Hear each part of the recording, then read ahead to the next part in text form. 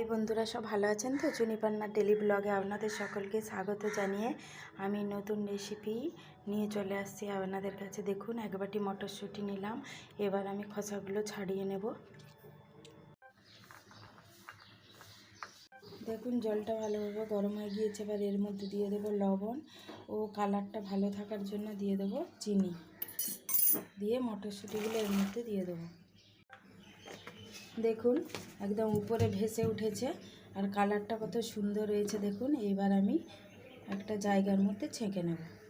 দেখুন, একটা বাটির মধ্যে বরফ জল নিয়ে নিলাম। এবার মটরশুঁটিগুলো এই বরফ জলের মধ্যে দিয়ে দেবো।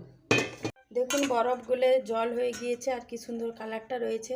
এইভাবে 1 বছর ধরে সংরক্ষণ করে ফ্রিজে রাখলে একদম সারা বছর ভালো থাকবে। এবার আমি ছেঁকে নেব। দেখুন, আমার জলটা ভালোভাবে ঝরে গিয়েছে। এইবার আমি 4 থেকে 5 ঘন্টা রোদের মধ্যে দিয়ে দেব। বন্ধুরা, 4 থেকে 5 ঘন্টা রোদ্দুরের মধ্যে আমি শুকনো করতে দিলাম মটরশুঁটিগুলো। দেখুন, একটা কাঁচের জারের মধ্যে আমি তুলে নিলাম। এবার আমি ফ্রিজের মধ্যে রেখে দেবো। 1 বছর খুব ভালো থাকবে। আপনারা ওইভাবে মটরশুঁটি সংরক্ষণ করে 1 বছর রাখতে পারেন। ভিডিওটা এখানেই শেষ করছি। আবার দেখা হচ্ছে পরের ভিডিওতে। আপনারা ভালো থাকবেন, সুস্থ থাকবেন।